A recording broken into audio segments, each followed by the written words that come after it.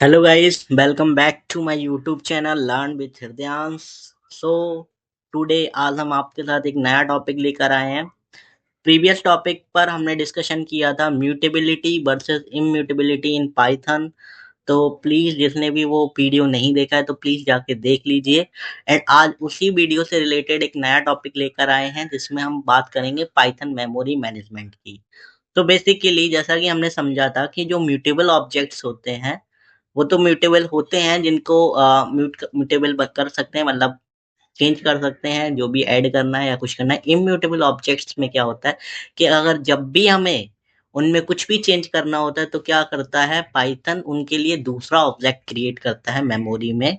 वो उनको same object को हम चेंज नहीं कर सकते। ओके। सो इसको थोड़ा-सा ना इंटरनली समझेंगे तभी हमें समझ में आएगा। तो उस वीडियो में हमने इंटरनली पाइथन का क्या होता है, ऑब्जेक्ट क्या होता है, ऑब्जेक्ट रेफरेंस आईडी क्या होती है, वो कैसे पता चलती है और वो ऑब्जेक्ट रेफरेंस आईडी सेम है या डिफरेंट है। तो डिफरेंट के केस में क्या होता है कि वो इम्यूटेबल ऑब्जेक्ट्स होते हैं, ठीक है? अगर सेम है तो वो म्यूटेबल्स होते हैं, ठीक है? तो इस तरीके से हमने उसको कोड वाइज़ समझा है। आज उसी टॉपिक को अब जैसे प्रॉब्लम क्या है, मान लो इम्यूटेबल है, ठीक है? डिफरेंट डिफरेंट ऑब्जेक्ट्स क्रिएट हो रहे हैं मेमोरी में। बट क्या होगा अगर मल्टीपल ऑब्जेक्ट्स क्रिएट हो जाएंगे तो फिर मेमोरी भी तो मैनेज करनी पड़ेगी ना पाइथन में। अगर मान लो कि आपने एक ऑब्जेक्ट क्रिएट किया इक्वल टू 10, ठीक है? फिर आपने क्या किया इक्वल टू 20 कर दिया, तो अभी 10 जो क्रिएट किया है वो तो कहीं यूज हो नहीं रहा ना। तो पाइथन को उसे मेमोरी में से हटाना भी पड़ेगा।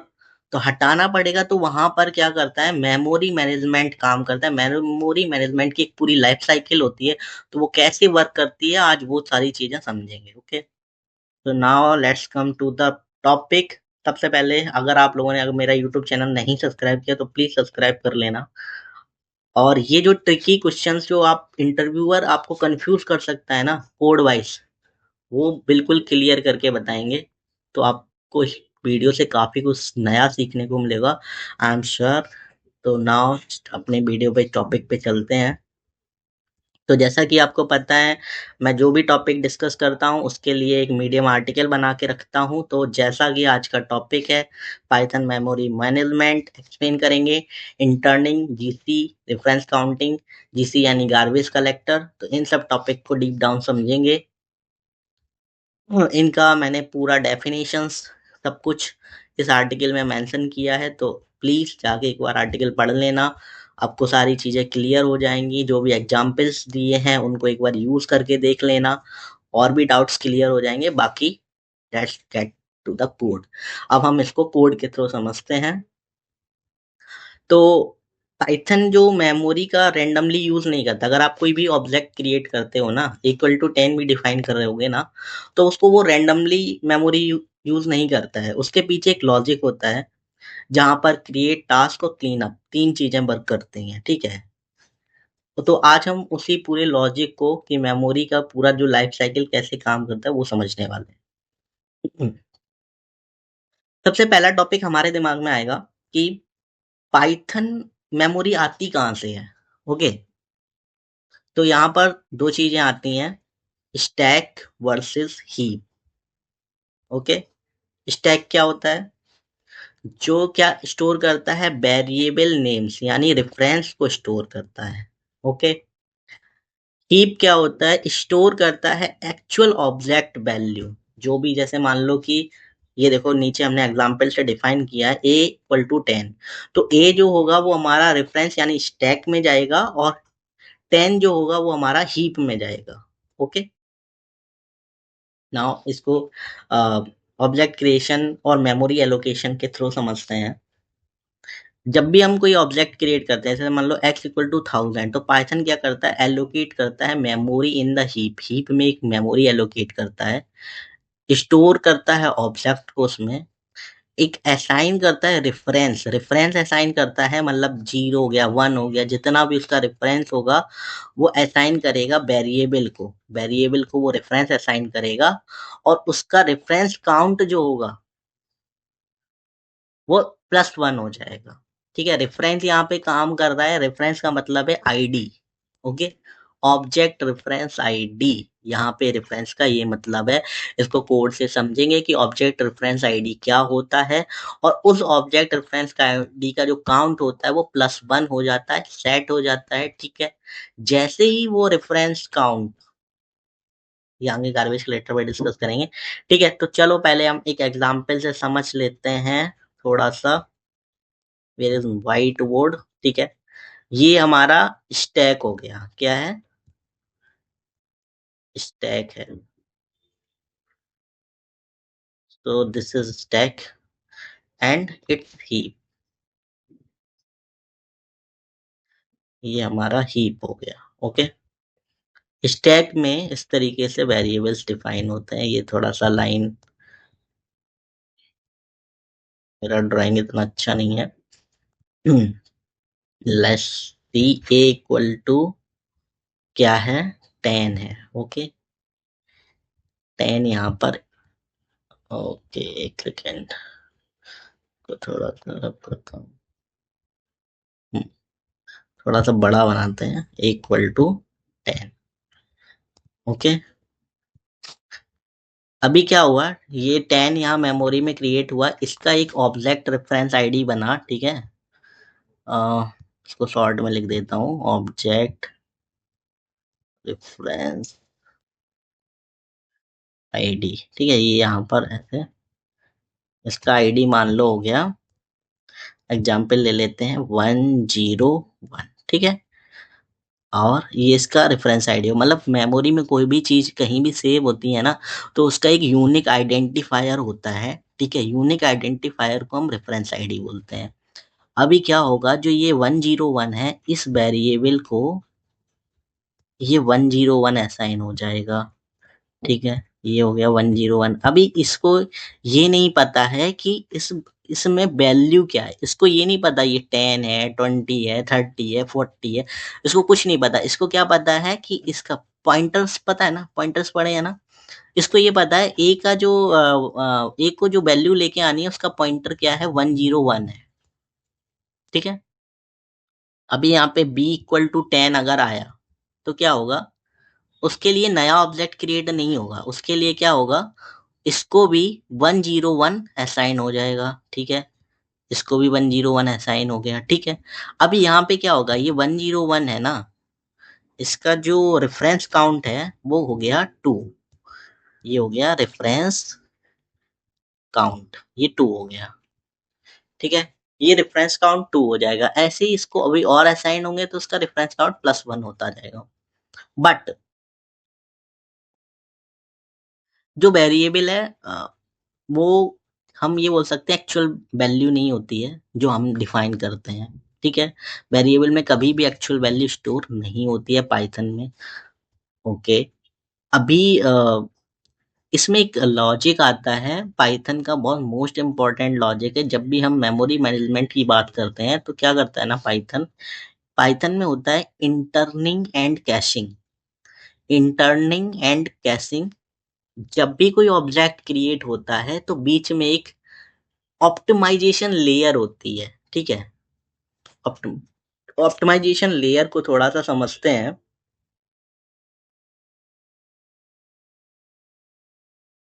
ठीक है। अभी हम ऑप्टिमाइजेशन, तो क्या है यहाँ पे, पाइथन कैसे small integer in the range -5 to 256, इसको प्रैक्टिकली कैसे समझेंगे, ठीक है, समझते हैं। क्या करता है पाइथन, इंटीजर -5 से लेके 256 तक ऑलरेडी अपनी मेमोरी में बना के रखता है, कैसे करके रखता है, ओके। तो जैसे ही मान क्यों, और इसको कैसे क्यों करता है, ठीक है। कोई सोचे इसको कैसे क्यों करता है, कैसे इसलिए करता है कि रेंज हो गया हमारा, वाइल लूप हो गए, ये सारी चीजें जो हो गई, इनमें ये जो वैल्यू है यहाँ से 256 तक, ये रिपीटेडली यूज होता है पाइथन में। स्मॉल से स्मॉल कोड करोगे आप तो ये वाली इंटीजर वैल्यूज आप देखोगे ना, रिपीटेडली कोड्स में यूज होती हैं, बहुत सारे लॉजिक्स में यूज होती हैं। तो क्या करता है पाइथन, इस -5 से लेके 256 तक जो इंटीजर्स वैल्यू होती है उनको कैश करके रखता है मेमोरी में, और सेम ऑब्जेक्ट्स पे काम करता है ताकि वो मेमोरी को ऑप्टिमाइज कर सके, ओके। कहीं ना कहीं ये यूज हो ही रही होती है। पाइथन इंटरनली खुद के लॉजिक्स में भी ये यूज कर रहा होता है, दैट्स वाई ये पाइथन कैसे करके रखता है। चलो इसको कोड से थोड़ा सा और समझते हैं। यहाँ पर आई होप आपको मेरी स्क्रीन दिख रही होगी। मैंने डिफाइन किया x equal to -6, y equal to -6, print x is y।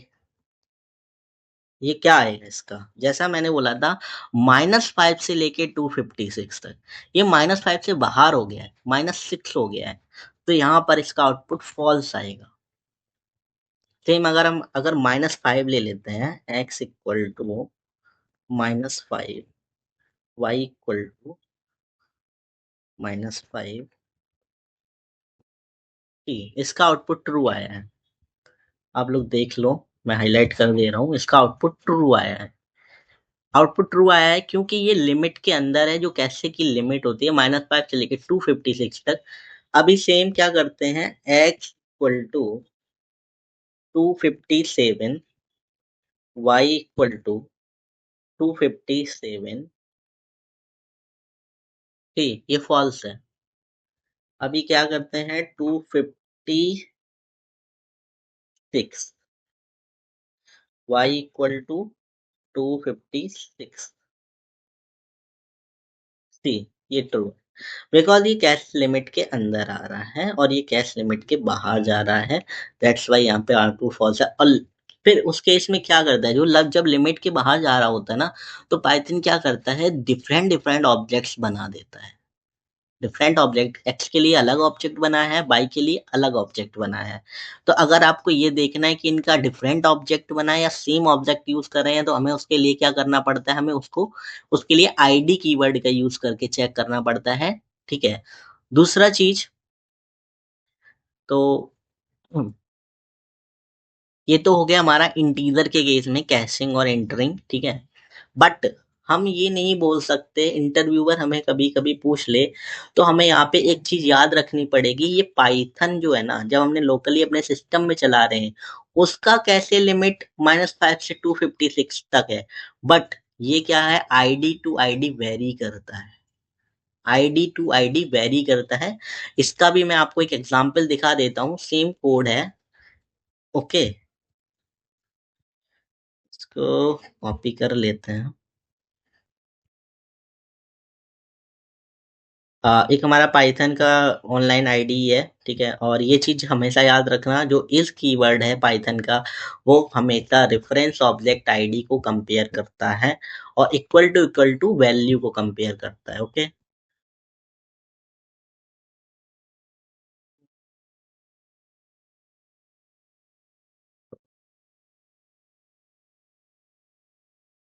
इनको मैनुअली हटाना पड़ेगा, इससे तो अच्छा हम दोबारा ही लिख लेते हैं। चलो ठीक है, अभी x इक्वल टू -6 कर देता हूँ, y equal to -6, print x is y। ठीक, चलो देखते हैं इसका आउटपुट क्या आता है। ठीक, इसका आउटपुट यहाँ पर देखो ट्रू आ रहा है, हमारे केस में क्या हो रहा था, इसका आउटपुट फॉल्स आ रहा था। तो ये चीज जरूर याद रखनी है कि ये आईडी टू आईडी वेरी करता है, इंटरव्यूअर को हमेशा ये चीज एक्सप्लेन करना। अगर वो आपसे, क्योंकि कभी कभी बोल लेते हैं कि इसका आउटपुट क्या आएगा, तो वो बोलना कि अगर हम किसी ऑनलाइन एडिटर को यूज करते हैं, तो एडिटर के थ्रू ये आउटपुट ट्रू और फॉल्स में वेरी कर सकता है। बट अगर पाइथन हम इंटरनली अपने सिस्टम में चला रहे हैं, तो पाइथन जो कैसे लिमिट देता है, वो -5 से 256 है, तो उसके बीच में इसका आउटपुट आएगा। तो ये चीज बहुत इंपॉर्टेंट है, आपको याद रखनी चाहिए। नाउ अभी हम स्ट्रिंग एंटरिंग पे चलते हैं, ठीक है। स्ट्रिंग एंटरिंग का एग्जांपल पिक कर लेते हैं। तो पाइथन ऑटोमेटिकली किस स्ट्रिंग को वो इंटर्न्स करता है, किसको नहीं करता, ये चीज समझेंगे। जो आइडेंटिफायर लाइक स्ट्रिंग्स होती हैं, उनको पाइथन इंटर्न करता है, और जो सेंटेंसेस लाइक स्ट्रिंग्स होती हैं उनको कभी भी इंटर्न नहीं करता है। ये जो एग्जाम्पल है हम इसको ही पिक करके समझते हैं। ठीक है।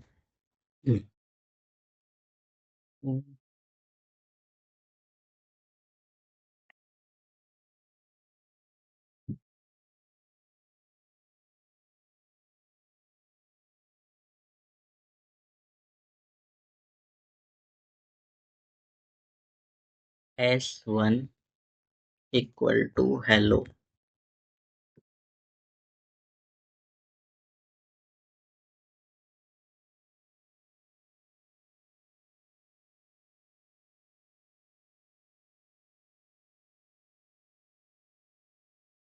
S2 equal to hello. Okay.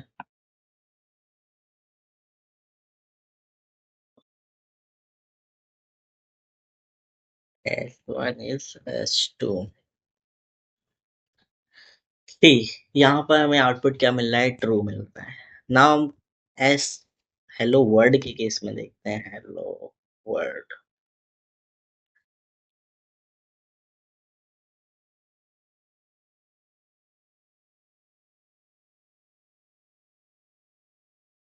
ठीक, यहाँ पे आउटपुट हमें फॉल्स मिल रहा है। तो ये भी कभी इंटरव्यूअर आपको कंफ्यूज करके बोल सकता है, तो ये चीज हमेशा याद रखना। जब वन वर्ड स्ट्रिंग होता है तो वो आइडेंटिकल होता है। दैट्स वाई पाइथन उसको इंटरिंग करता है वो पाइथन। अगर वो वन वर्ड स्ट्रिंग नहीं होता है तो वो आइडेंटिकल नहीं होता है। पाइथन उसे ऐसा सेंटेंस लेके चलता है, और सेंटेंस के केस में पाइथन क्या करता है? डिफरेंट डिफरेंट ऑब्जेक्ट्स क्रिएट करता है।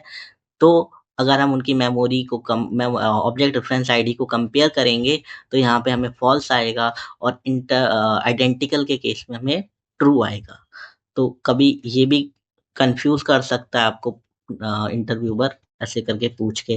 मान लो वो कहे S1 S2 इक्वल टू, इसका आउटपुट ट्रू आ रहा है, तो S1 और S2 अगर हेलो वर्ड डिफाइन करेंगे तो उसका आउटपुट यह। तो आप क्या करोगे? आप इसके हिसाब से बोल दोगे सर ये भी ट्रू आएगा, बट नहीं, ये फॉल्स आएगा।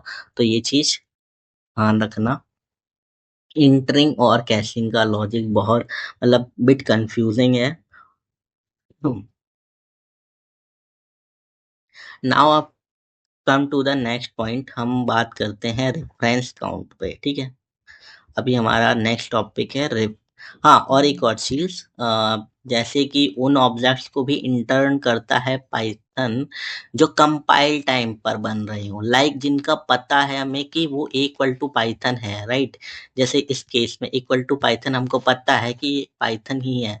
बट जो रन टाइम पे बन रहे हैं, जैसे कि ये वाला ऑब्जेक्ट, अगर इसका आउटपुट भी पाइथन आएगा बट ये रन टाइम पे क्रिएट होगा, तो ये ऑब्जेक्ट नेवर ऑटो इंटर्न, ये कभी भी ऑटो इंटर्न नहीं होगा।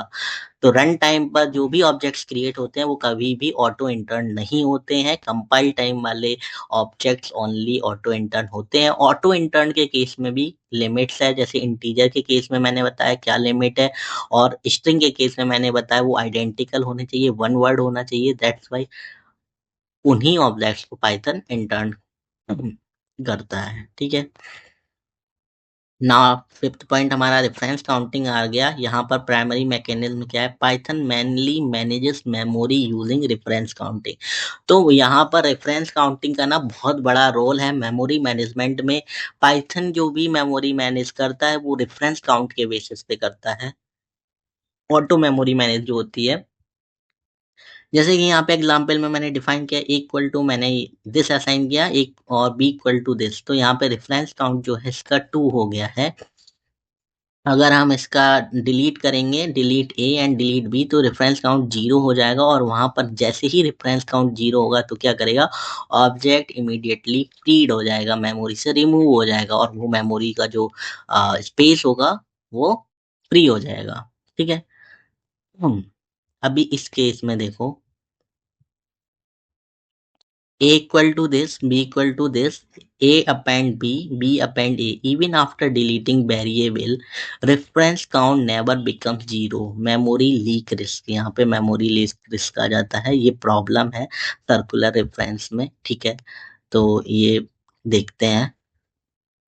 अभी गार्बेज कलेक्टर हमारा 7 पॉइंट है। गार्बेज कलेक्टर तो गार्बेज कलेक्टर क्या करता है,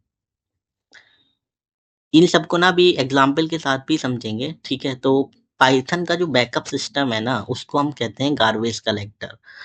जैसे कि रेफरेंस साइकिल को तोड़ना हो गया, इसका काम क्या है, रेफरेंस साइकिल को तोड़ना। जैसे ही रेफरेंस साइकिल टूटती है तो गार्बेज कलेक्टर ना 3 जनरेशंस में काम करते हैं, जनरेशन 0, जनरेशन 1 और जनरेशन 2, ठीक है। जनरेशन 1 का मतलब होता है कोई नया ऑब्जेक्ट क्रिएट हो रहा है मेमोरी में। जनरेशन 0 का मतलब है नया ऑब्जेक्ट क्रिएट हो रहा है। जनरेशन 1 का मतलब है सर्वाइव्ड वंस, जो सर्वाइव हो गया है। Generation of long lived object, जो हमेशा से चल रहा है। Older objects are check less often to improve, मतलब जो ज्यादा पुराने ऑब्जेक्ट्स हो जाते हैं तो वो मतलब बार बार उनको चेक नहीं करता है, क्योंकि मेमोरी की जो परफॉर्मेंस है उसको सेव करना है, तो उनको बार बार नहीं चेक करता है। तो हम मैनुअली जीसी का यूज करके अपने गार्बेज कलेक्टर से उन ऑब्जेक्ट्स को रिमूव कर सकते हैं। हम कुछ ऐसे ऑब्जेक्ट्स होते हैं जो हमेशा सिंगलटन होते हैं, these are always exist as one object होते हैं। तो जैसे अगर हम ए इक्वल टू नन करेंगे, बी इक्वल टू नन करेंगे, तो ए इज बी क्या आएगा, ट्रू आएगा, राइट। और जैसा कि मैंने ये क्रिटिकल रूल बताया था, इज हमेशा मेमोरी आइडेंटिफाई करता है, वैल्यू कंपैरिजन के लिए हमें इक्वल टू को यूज करना चाहिए। थोड़ा सा ना अभी हम रेफरेंस काउंट को समझ लेते हैं कोड वाइज।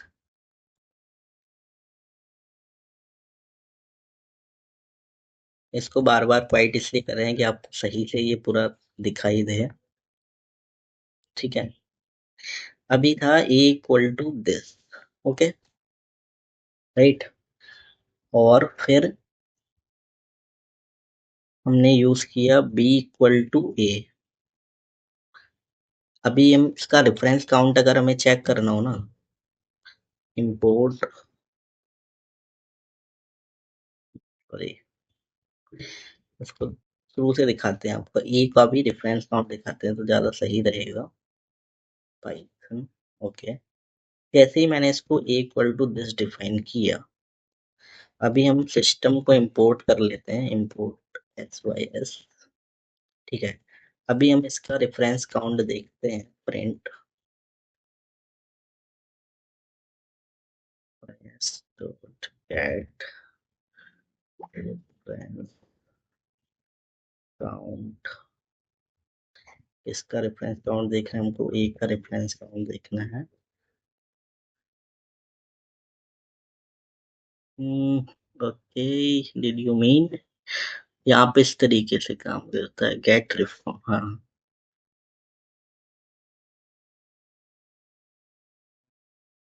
Gate count. हम्म, ओके ओके, स्ट्राइक कहाँ से आ गए, ठीक। अभी क्या है ना कि इसका रेफरेंस काउंट, अभी आप सोचोगे कि टू क्यों आ रहा है। टू इसलिए आता है क्योंकि जब भी रेफरेंस काउंट की बात आती है तो मेमोरी हमेशा एक एक्स्ट्रा रेफरेंस काउंट लेके चलता है। तो एक्स्ट्रा रेफरेंस काउंट लेके चलता है, +1 लेके चलता है, दैट्स वाई इसका रेफरेंस काउंट क्या आ रहा है, 2। एक्चुअली में इसका रेफरेंस काउंट क्या है, 1 है, ओके। अभी मैं अगर डिलीट ए करता हूँ, डिलीट ए, ठीक है। अब मैं इसका रेफरेंस काउंट देखता हूँ, तो see A is not defined, name error, name A is not defined, सीधा यहाँ पर ये आ गया, ए डिफाइंड ही नहीं। तो जैसे ही ये होता है, मेमोरी में गार्बेज कलेक्टर काम करता है और मेमोरी को फ्री कर देता है, ठीक है। अभी सी ऐसे ही मतलब कि equal to this, B equal to A. अभी हम इसका रेफरेंस काउंट निकालते हैं, सी, इसका रेफरेंस काउंट क्या आ रहा है, 3 आ रहा है।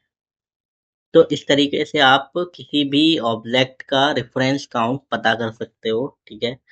अ, अगर आप बड़े कोड पे काम कर रहे हो और आपको पता करना है कि इसका रेफरेंस काउंट कितना है, कहीं आपको गार्बेज कलेक्टर मैन्युअली यूज करना है, तो सबसे पहले उसका रेफरेंस काउंट निकाल लो, तो आपको पता चलेगा, क्या पता ये कोड में कहीं यूज हो रहा हो गार्बेज कलेक्टर चलाने से पहले, ठीक है। तो अभी सर्कुलर रेफरेंस पे आ जाते हैं, जैसा कि अगर मैं मान लो इसको equal to this, B equal to this find कर दिया, यहाँ तक कोई प्रॉब्लम नहीं। ए डॉट अपेंड, अब मैंने फिर से क्या किया, बी को अपेंड कर दिया इसमें, ठीक है। बी डॉट अपेंड, बी के केस में मैंने क्या किया है, ए को अपेंड कर दिया है।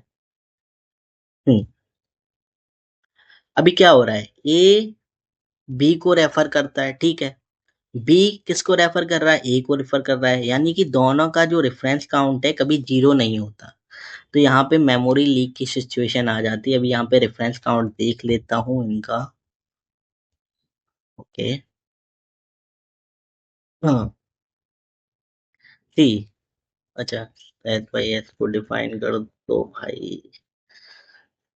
हम्म, इसका रेफरेंस काउंट 3 आ रहा है, ठीक है।